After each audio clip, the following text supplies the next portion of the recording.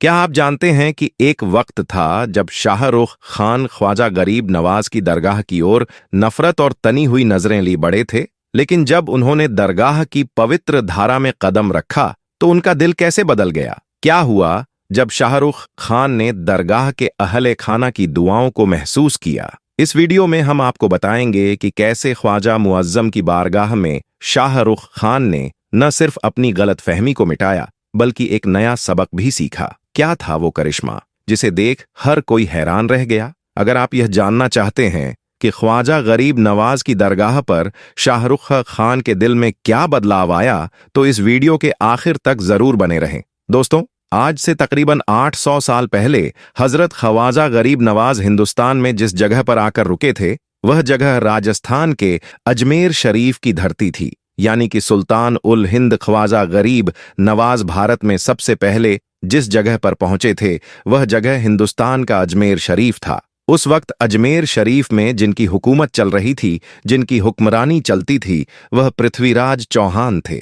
उस वक्त यहाँ पर एक बहुत बड़ा और आलीशान मंदिर हुआ करता था, जिसके पास में ही एक तालाब था जिसका नाम आना सागर था। हिंदू लोग उसके पानी को बहुत ही ज्यादा शुभ और पवित्र मानते थे। इसी दौरान एक दिन ख्वाजा गरीब नवाज अजमेर शरीफ में तशरीफ ले आए और इसी आना सागर से कुछ ही फासले पर एक चटाई बिछाकर अपने कुछ मुरीदों के साथ बैठ गए। इसके बाद सुल्तान उल हिंद ख्वाजा गरीब नवाज ने यहाँ पर लोगों को दीन की दावत देनी शुरू कर दी और लोगों को तरह तरह की करामात दिखाने लगे। इनमें से सबसे पहली करामत तो यह थी कि आप अजमेर शरीफ में जिस जगह पर आकर बैठे थे, वह जगह राजा के ऊंटों के बैठने की जगह थी। इसलिए आपको वहां पर बैठा हुआ देखकर राजा के सैनिक आपको परेशान करने लगे और जबरदस्ती आपको उठा दिया। यह देखकर ख्वाजा गरीब नवाज को जलाल आ गया। इसलिए फिर आपने उन ऊंटों को वहां पर ऐसा बिठाया कि फिर उन ऊंटों को राजा पृथ्वीराज चौहान भी नहीं उठा सके।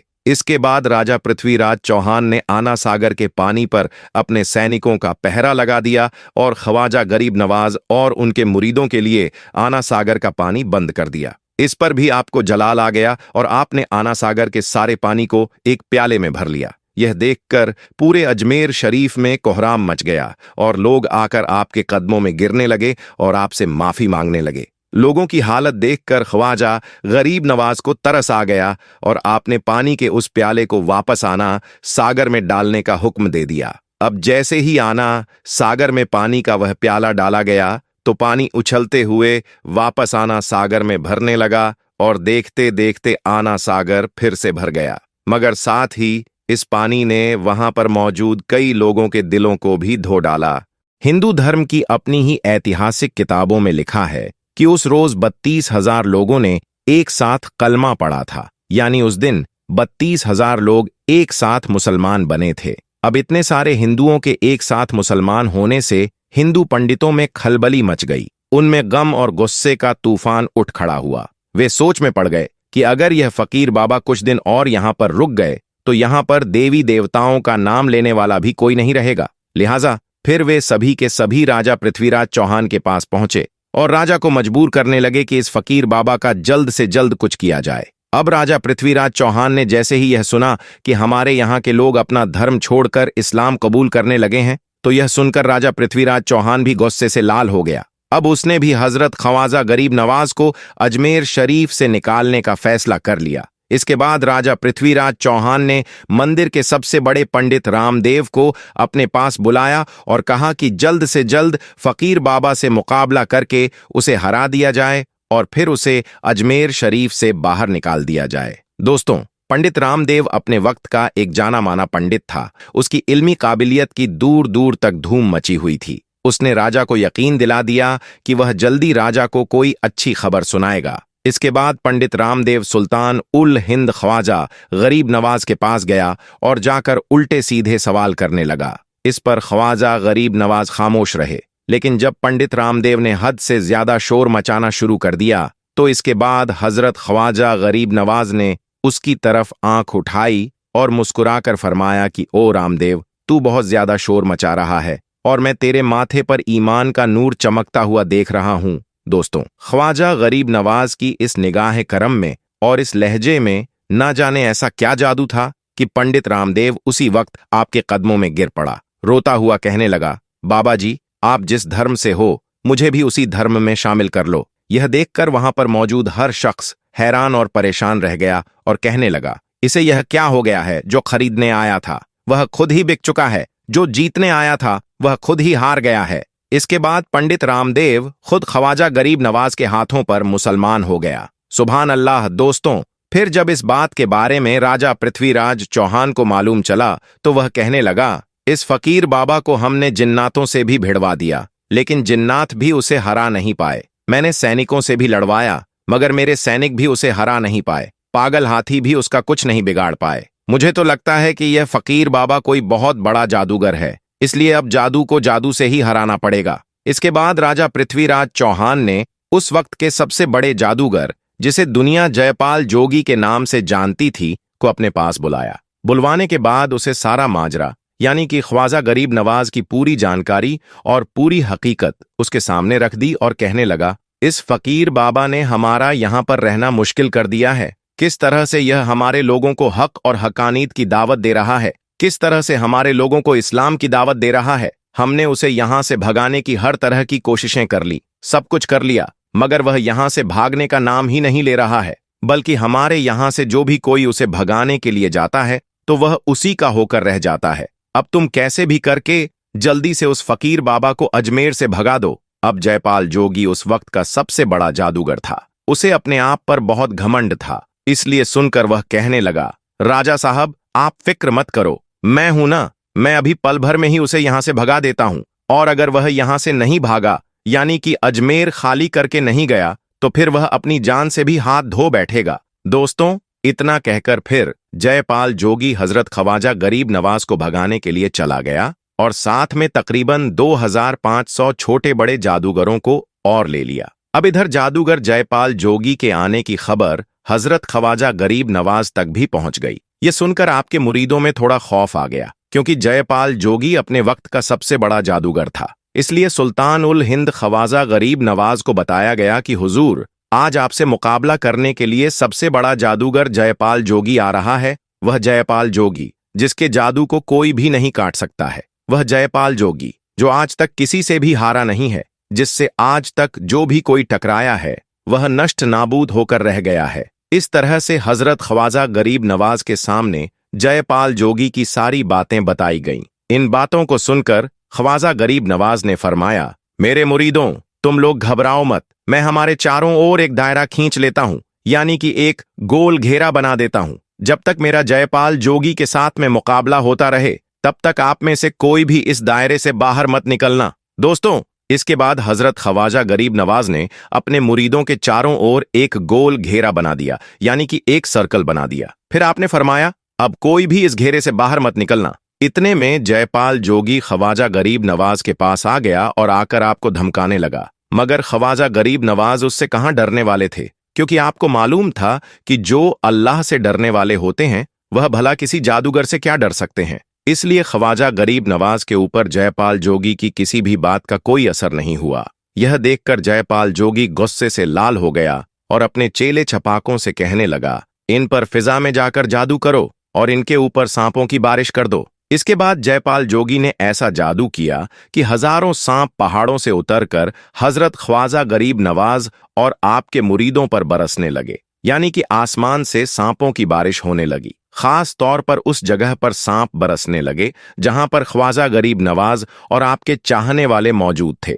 लेकिन यहां पर आप ख्वाजा गरीब नवाज की करामात देखें कि किसी भी सांप की इतनी हिम्मत नहीं हुई कि जिस दायरे को ख्वाजा गरीब नवाज ने जमीन के ऊपर खींचा था वह सांप उस दायरे के अंदर चला जाता, बल्कि जितने भी सांप गिरे वो उस गोल घेरे के बाहर ही रहे, यानी कि कोई भी सांप उस दायरे के अंदर नहीं जा सका। और अगर कोई सांप कोशिश करके उस गोल घेरे के करीब चला भी जाता तो वह उस गोल घेरे के करीब जाते ही मर जाता। यह देखकर जादूगर जयपाल जोगी तिलमिला उठा।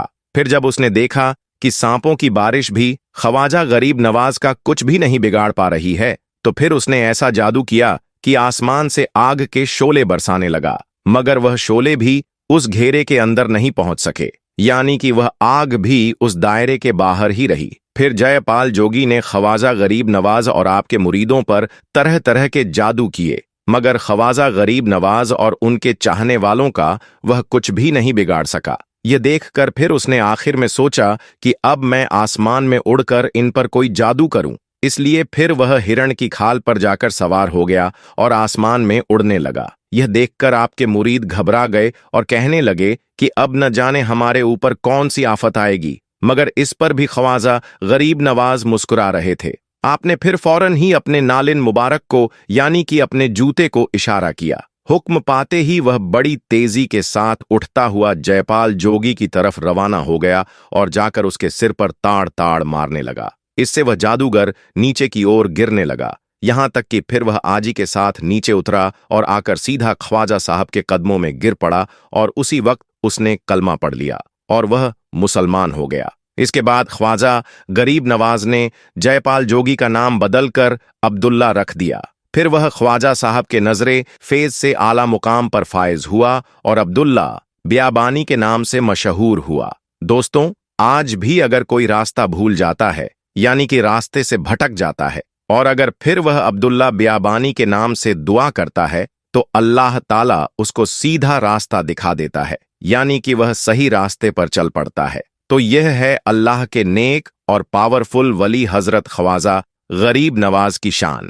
तो दोस्तों, आज हम जिन अल्लाह के वली की बारगाह की जियारत कर रहे हैं उनका पूरा नाम हजरत हाजी अब्दुल रहमान शाह कादरी रहमतुल्लाह अलैह उर्फ डोंगरी के सुल्तान है। आपकी विलादत 1211 हिजरी में सनोर सलीम मदर में हुई। आपके वालिद का नाम हजरत शमसुद्दीन कादरी रहमतुल्लाही अलैह है। आपने हिंदुस्तान की रियासत महाराष्ट्र के मुंबई शहर में आकर पाए धोनी में एक मस्जिद में सुकून इख्तियार कर ली। आप हाफिज कुरान थे और मदरसे में बच्चों को कुरान पाक की तालीम देते थे। हज बैतुल्लाह के दौरान आप रहमतुल्लाही अलैह ने मिर्जा सीना से फैज हासिल किया था। हज से वापस आने के बाद सब कुछ छोड़कर अल्लाह तबारक व ताला की इबादत व रियाजत में मसरूफ हो गए। आप रहमतुल्लाही अलैह अपने पास एक असा यानी छड़ी रखते थे और जब कोई परेशान हाल या बीमार या आशय बजदा होता तो उस बीमार के सर पर छड़ी मार देते तो वह शिफायाब जाता, और जो परेशान होता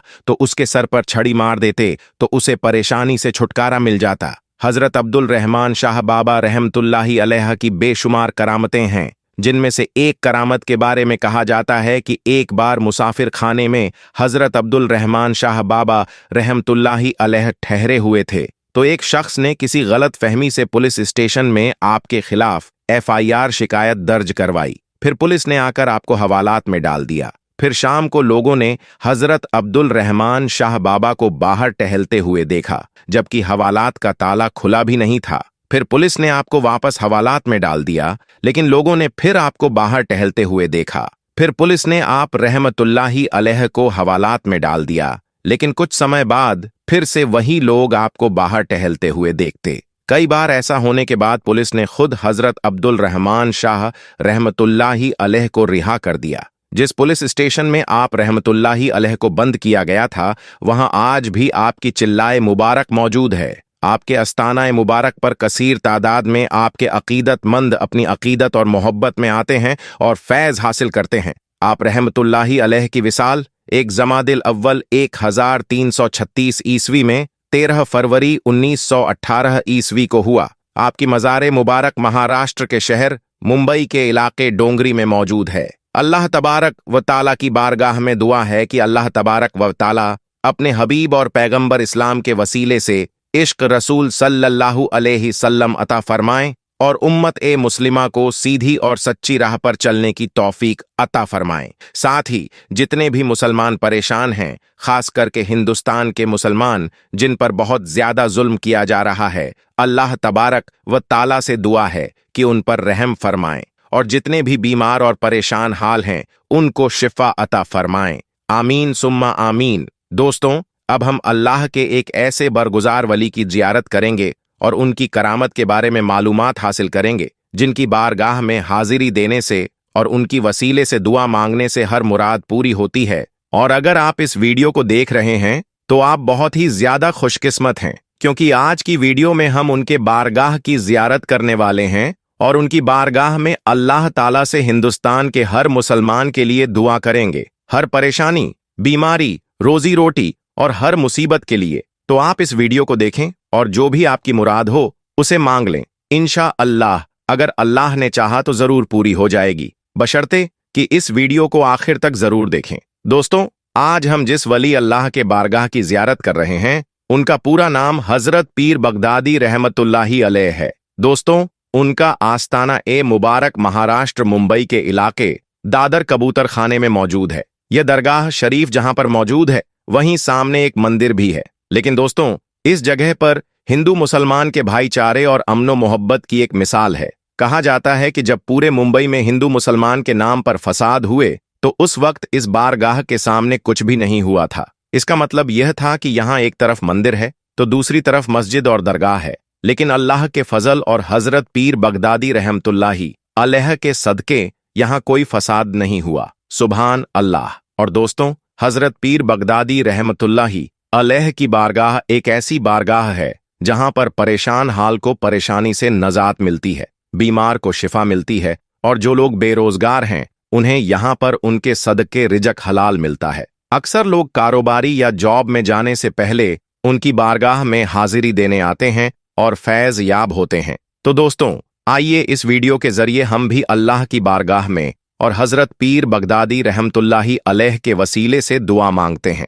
अल्लाह रब्बुल इज्जत की बारगाह में दुआ है कि अल्लाह तबारक व ताला उसके हबीब हजरत मोहम्मद सल्लल्लाहु अलैहि वसल्लम के और हजरत पीर बगदादी रहमतुल्लाही अलैह और तमाम औलिया अल्लाह के वसीले से हम सबको मुकम्मल इश्क रसूल अता फरमाए और सबके ईमान की हिफाजत फरमाए। अल्लाह हमें नेक अमल करने की तौफीक अता फरमाए और जो लोग बीमार हैं उन्हें शिफा कामिल अता फरमाए। जो लोग कर्ज में डूबे हुए हैं उन्हें कर्ज से नजात अता फरमाए और जो लोग परेशान हाल हैं उनकी परेशानी को दूर अता फरमाए। जो लोग बे औलाद हैं उन्हें नेक और सालेह औलाद नसीब फरमाए और जिन लोगों को रिश्ते नहीं आ रहे हैं उन्हें नेक सालेह रिश्ते अता फरमाए। जो लोग दुआ के लिए कह रहे हैं उन सभी की तमाम जायज ख्वाहिश को अल्लाह तबारक व ताला पूरा करें। दोस्तों, इस वीडियो के कमेंट में जाकर आमीन जरूर लिखें। क्या पता किसका आमीन कहना अल्लाह ताला की बारगाह में कबूल हो जाए। दोस्तों, हजरत पीर बगदादी रहमतुल्लाही अलैह का जो आस्ताना है वह महाराष्ट्र के मुंबई के इलाके दादर कबूतर खाने में मौजूद है। तो जो भी हमारे भाई बहन इस मज़ार की जियारत करना चाहते हैं वह जियारत कर सकते हैं। दोस्तों, इसके अलावा आज की वीडियो में हम आपको एक और करामाती दरगाह के बारे में बताएंगे, इसलिए इस वीडियो को आखिर तक देखते रहिएगा। आपने तो बहुत सी करामातों के बारे में सुना होगा, लेकिन आज हम आपके सामने एक ऐसी करामात पेश करने जा रहे हैं जिसका हर किसी को यकीन करना बड़ा मुश्किल है। जी हाँ, आज हम आपके सामने एक ऐसी करामात का तस्करा करने जा रहे हैं जिसकी वजह से एक ट्रेन एक जगह रुक गई और आगे नहीं बढ़ रही थी। जी हाँ दोस्तों, यह करामत सैयद रहमतुल्लाही अलैह शाह उर्फ चुनचुन बाबा की है। आपकी करामत के चलते एक ट्रेन अपनी जगह पर खड़ी हो गई, मानो वह बर्फ सी जम गई और आगे बढ़ी ही नहीं। उस पर सफर करने वाले तमाम लोग परेशान हो गए। फिर आखिरकार कैसे यह ट्रेन आगे बढ़ी और यह करामत कैसे हुई, आइए आज की इस वीडियो में हम जानते हैं। दोस्तों, हजरत सैयद रहमतुल्लाही अलैह शाह उर्फ चुनचुन बाबा एक बड़े करामात वाले बुजुर्ग थे। एक बार जब वह उज्जैन से फतेहाबाद जा रहे थे, ट्रेन में टीटी ने टिकट मांगा। हजरत ने कहा, हम फकीर हैं, टिकट नहीं है। टीटी ने गुस्से में उन्हें ट्रेन से नीचे उतार दिया। कुछ देर बाद ट्रेन नहीं चल पाई। ड्राइवर और गार्ड ने पूरी चेकिंग की, लेकिन ट्रेन आगे नहीं बढ़ी। तब एक बुजुर्ग ने कहा, जब तक चुनचुन बाबा को ट्रेन में नहीं चढ़ाओगे ट्रेन नहीं चलेगी। सभी अधिकारी माफी मांगने पहुंचे और हजरत ने कहा, काफी लोगों के पास टिकट नहीं है क्योंकि उज्जैन में टिकट ही नहीं है। चेकिंग करने पर पता चला कि सच में किसी के पास टिकट नहीं था। इसके बाद हजरत ने ट्रेन में सवार होते ही ट्रेन फिर से चल पड़ी। सुभान अल्लाह।